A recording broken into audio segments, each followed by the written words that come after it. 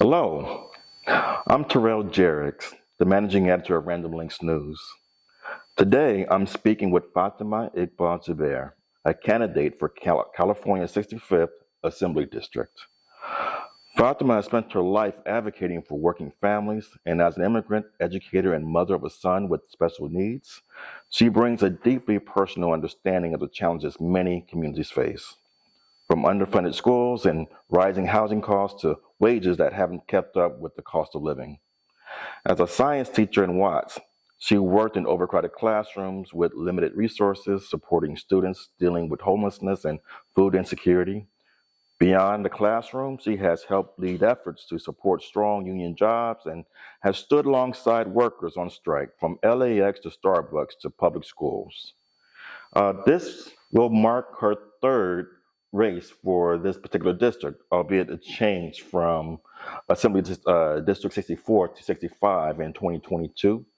And well, we'll have her explain further actually about her start into why she wants to become an assemblywoman. All right, let's get started. Uh, tell us more about yourself. And matter of fact, I do have a follow-up question to that.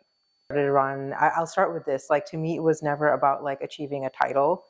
You know, I organically got involved in organizing, as a teacher, just my own experiences as a teacher, working with kids that were in the foster care system, kids that were unhoused, and just seeing like the deep inequity that, this country, but the state, right, also has in terms of like, how, which communities are taken care of and which are not. And, and then I started an after school program as well that was a robotics team that is now a nonprofit. And I just saw like how even like small opportunities and programs can really change outcomes for young people.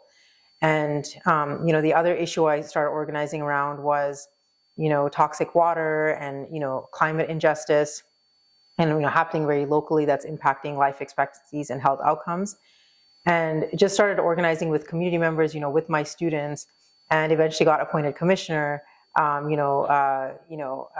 under Mike Gibson, and it was like a volunteer role, but that kind of got my feet wet into like what's possible at the state level. And just the reason I ran against him the first time, it wasn't planned at all, but it came out of a deep love for my students, for my son, growing up with special needs in this system that isn't fully funded to take care of kids like him, and seeing that Asselmember Gibson, while he's led on a few great initiatives, he hasn't, been bold, right, or even been on the right side of way too many issues, from, renters' rights to climate justice to really being an advocate, right, for teachers, for union members in a way that would actually change outcomes, right. And so that's why I ran against him.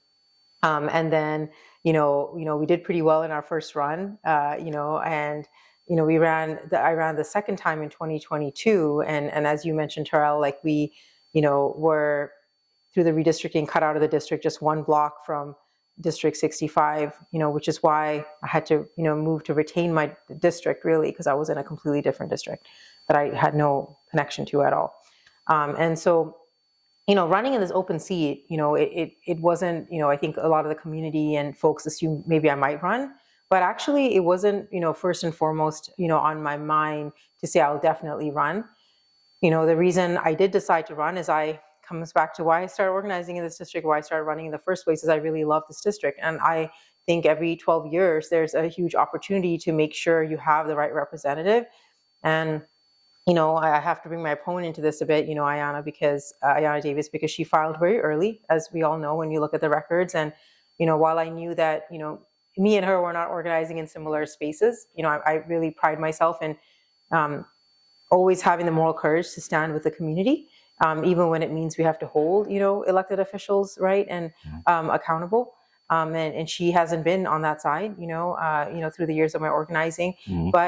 But I did meet with her, before I decided to run, and I just was frankly disappointed. South LA has had so many deep inequities. Before you think we're too far. Oh, sorry. I'm getting to why I'm running now, though. This is why. Can I finish this part? Sure. It just really okay.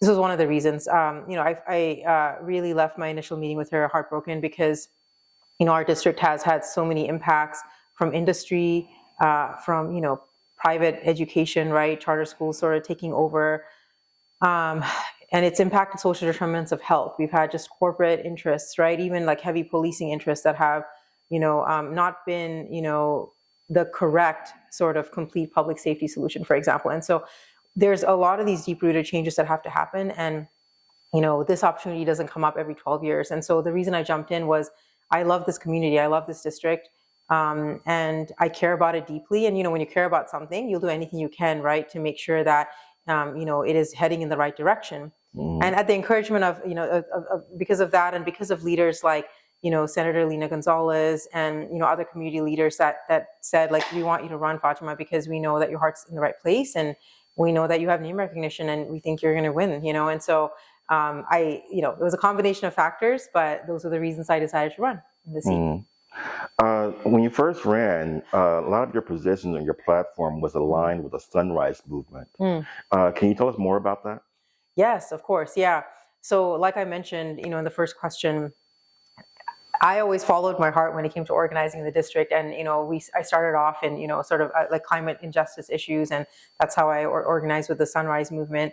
And, in fact, now, my most recent day job, which I'm now a consultant for, but, because of my campaign, but it was with California environmental voters. So I got to delve into even state policy, right? And got to work with all stakeholders and fight some of the biggest industries up there to make sure we have accountability. So yes, so my connection, that's how I got connected to Sunrise Movement. I'm still deeply connected, Terrell. My views on, on what I stand for, just basic human rights for people in this district, from breathing clean air, clean water, everything to that, to good jobs and healthcare. None of that has changed. I will say what has changed is I have become a better organizer. I have become more savvy. I have had more networking and more experience in Sacramento, and I know how to win big fights. So if anything, I've I'm growing my arsenal, right, of community organizing, of political organizing, through even being chair, right, of the Progressive Caucus and being a leader in the Democratic Party, and sort of knowing what levers we need to pull, what coalitions we need to build, right, to really win for working families. And what lessons did you draw after the races, the first and second races against Gibson for Assembly District 64, I believe is what? Yeah. So many, so many lessons. The first one, though, the top biggest lesson. The first one is the impact of big money on politics. So, when I ran in 2020 and 2022, one, Terrell, as you know, just like now, I always ran corporate PAC-free campaigns. And that what that means is I'm unbought and unbossed, and proud to say the only candidate that has really taken that commitment in this race. That's important to me because of all the reasons I stated our district has been under. And so I'm unbought and unbossed. And so what that means is, we know because of Citizens United and super PACs and all this big money in politics that it is really big money in politics, especially in California, right, where we have some of the wealthiest people and industries here. And so the biggest struggle, honestly, was that, winning a campaign is many things, but I would say by far the most important thing is having the resources to get your message out. Unless you are in a very small city council race or a small school board race, that is just what every candidate needs. And that's something I was largely outraised, running against Assemblymember Gibson. And, while I believe we had the right message, it was enough to get out. We heard from our voters that, they were getting their, they were just seeing nonstop stuff from him, right? And so voters in our district are working class, and so that does make an impact. So what I learned was, fundraising is really important. And I was able to thankfully build a grassroots base that I went back to now in this 2026 campaign, which I think is why we had an early head start in fundraising. But what's different in this race is that the seat is open. And, folks that are aligned with us, right, like unions, like the Working Families Party that we had the support of previously, but, organizations that, weren't able to open up their process because of capacity before now did. And they can clearly see the difference in this race. As me as a candidate standing with workers, the working class, the community, right, the clear choice, right, for some of the biggest labor groups and unions, versus someone who is backed by Airbnb, oil, police, and so that's been really helpful, honestly, Terrell, because it's helped us with funding, right? Because when unions back us, they also can write us a check, right? And along with their individual fundraising, that really helps. And really proud to say that's the biggest lesson I learned. And right now, because of the lesson I learned and how to fundraise and what levers to pull there, like I said, I still don't take corporate PAC money, but we are the top fundraiser in this race with way more cash on hand than even our corporate opponents. So. All right. What are your top endorsements right now heading into April? Yeah, so our top endorsements, I would say are the LA County Federation of Labor.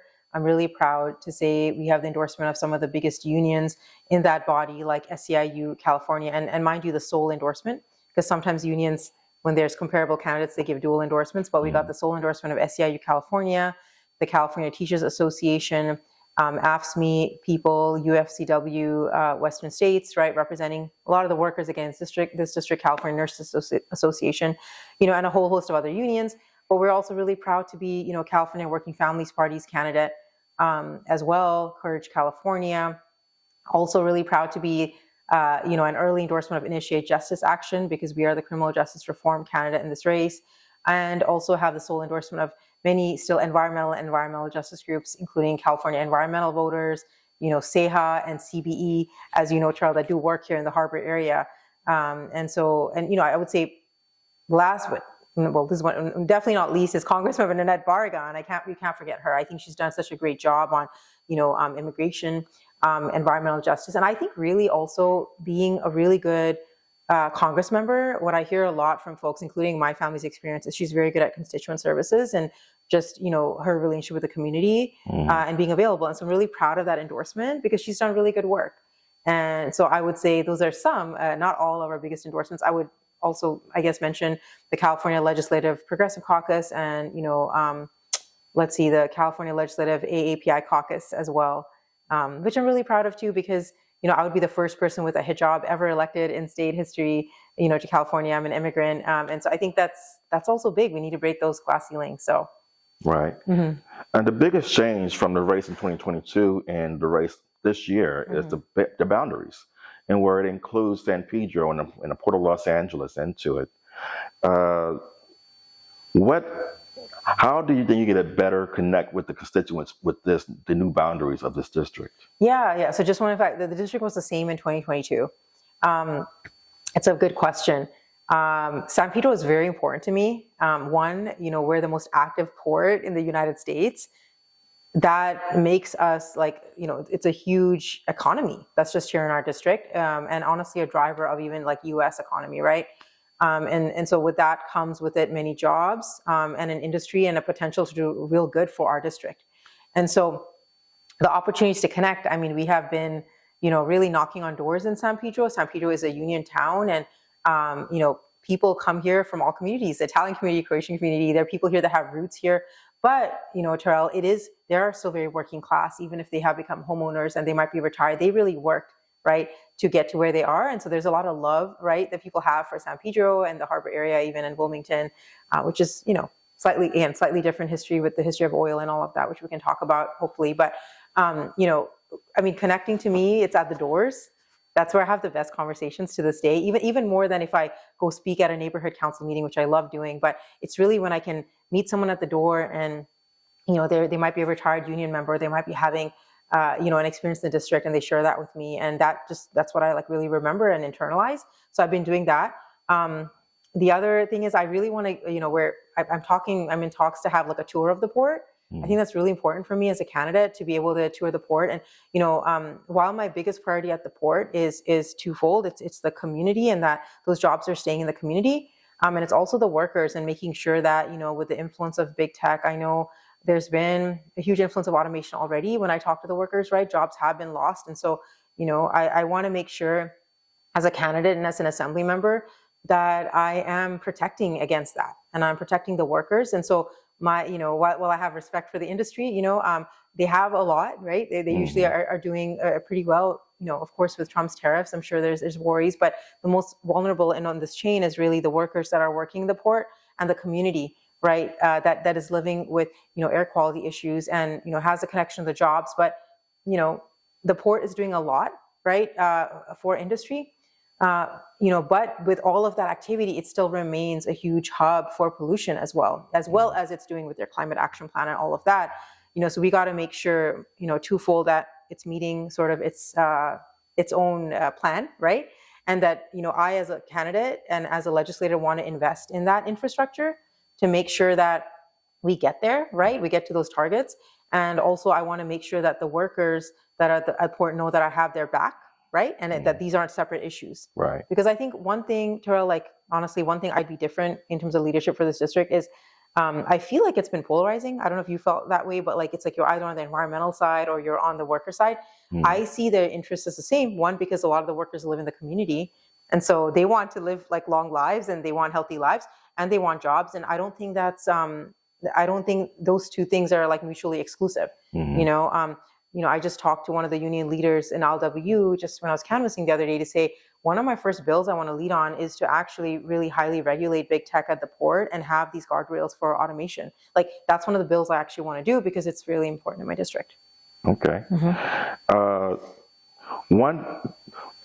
The current incumbent or the incumbent had managed to get more than $100 million to a skills center that's intended to build, allow for locals to actually become skilled in waterfront jobs. But the problem is the school has not opened yet, or nothing has been built yet. And I'm just curious about, what do you hope to do push that thing forward? Yeah, can I ask a little more about that? When was that money when was that passed? Or 2022 or so is when when Gibson got that money for them. But it's not the only one they received. The Skills Center actually comes from the whole CHAPEC debacle with automation. And one of the things that they agreed to do was create a skills center in order to educate workers who end up losing their job to automation. Okay, that's helpful to know even more of that context. That's great. I mean, I think one thing I will share that would be different in my leadership. I mean, I commend Assemblymember Gibson, right, for that because it's a good chunk of change right there, right? But I think one thing that I would do, even stronger as a leader is, I've been an organizer, and one thing I talk about, the groups that endorsed us and the legislators that are supporting me is they know they want me in there because I hustle, right? I don't necessarily leave my name front and center on everything. But one thing I will do, if you told me it's 2022, it's now 4 years later. And if this is state money, federal funds shouldn't be impacting that, and we should be able to build that soon. This almost reminds me of, housing funds that we disperse, where there's a lot of red tape or a lot of slow, right? It gets really slow to get something built. This is something that's highly urgent. I hear people today are losing their jobs, right, because of automation. Big tech, as we know, is influencing elections, as we speak. And so, what I would do is making sure that we just get that built as soon as possible. And how do we do that? I would honestly want to have an in-depth interview with the port and LW and kind of figure out the holdup. And I would want to cut through some of the red tape. Maybe we need another bill to do that. Maybe we need another policy. Maybe it just takes, some political pressure. Right. But that, like I said, one of my priorities is the workers and protecting his automation. And to me, what you just described is one of those avenues to protect workers that have been displaced. So that would be a priority for me to get that done as soon as possible. That also sounds like you had not had too many conversations just yet with the leadership of the IOW. Is that correct? No, I have. I have. I try to. One thing with me as a politician, I don't like that word because I see myself as as someone who is a voice of the community, right? Yeah. Politician sometimes has a negative word, but I guess I am a politician. But one thing I try to do is I'm not transactional. Do you know what I mean? I know while I didn't get the support of ILW as a whole, I have workers in there I talk to. And then I want to just name, to me, it's not just leadership. The rank and file really tell the best stories, right? And so I'm really proud of the conversations I've had with them. I went to their women's event, International Women's Day event, for example. But I do talk to the leaders. In fact, the other day, I knocked on a door of one of the leaders, and I got to have a conversation with him, which was really, really great. And I continue to, great community leader, former Commissioner Diane Middleton has a lot of events when they're at their home. And when I'm there, I always introduce myself. And they know me. I talk to them, always engage. So I have had conversations with them. It's not to say that I haven't reached out very early on. When I filed in 2024, one of my first emails I sent was reaching out to ILW leadership. And so I find ways to meet them, right? Even if some of them haven't responded directly to my email to schedule an hour coffee that I want, which I can understand can happen for many different reasons. I have made it, a priority of mine to be in spaces where I can still engage with them because I think it's important. Have you been able to canvass much over the past month or so in places like, say, Wilmington, Harbor City, Harbor Gateway? What have you been hearing from people? Yeah. I can't share too much on where, everything on where we're counting because it's part of campaign strategy. So can't share that publicly in the media. But I can, what I can share is the common thread that I'm hearing is that things are just really expensive and people are really worried about being priced out of their communities.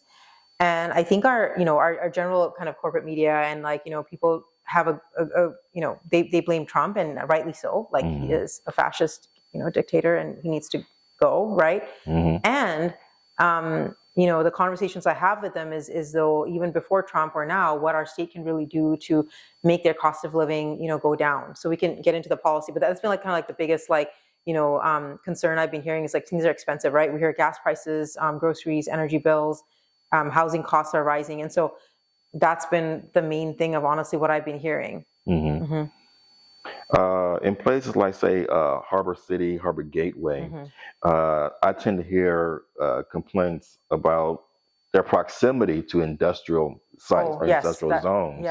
But also the lack of parking, being in the way of freight trucks, on neighborhood streets, and then they're getting ran over. Things like that. That is there too. Yes, as an issue, 100%. Yeah. And more importantly, feeling like they're not being heard by any layer of government.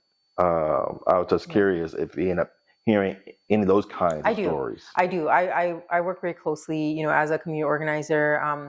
Don't want to mention names for privacy, but in the Harbor Gateway area, there was an effort, by community members to try to block the creation of a warehouse. I was well aware of that, and and I think that is a wrong direction for a district to go, is to go in the direction of logistics and warehousing, and because it causes more trucking, and the other side will say, well, it creates jobs, but I would argue, Terrell, that those aren't the kind of jobs people want, right? Like, a lot of those jobs are not, they're not going to be able to afford housing on that. They're not career sustaining jobs. So we need to bring different jobs to our community. That's not logistics. And like you mentioned, right, especially when our state hasn't invested in the infrastructure, so the market isn't there yet to move these trucks to electric and have the charging stations and all of that to do that. Like, we shouldn't be having kind of idle trucks, or in our neighborhoods, or going through these routes, which is happening right now. I mean, all the time. Like, I live in the Harbor Gateway area, in fact, and so I smell the diesel. I smell it every day. So and that's definitely not healthy. It's one of the reasons we die over 10 years younger in the boundaries of our district. And I think, that is very, very unfortunate. I know in Wilmington, particularly Wilmington, homeowners had a similar kind of argument, but more in the direction of feeling like they're being put upon with homeless shelters and services that's populated in their neighborhoods. That kind of too dense and not kind of going on in the neighborhood. And they sort of feel like they're being subjected to this, whereas places like Rancho Palos Verdes are not. And there's obviously a class issue. How would you actually speak to? Cause I would imagine their particular issues are very similar to what you would hear from homeowners in Carson and Compton. Where it might feel like that their neighborhoods are pressed upon to accept certain kinds of services and housing that they don't want.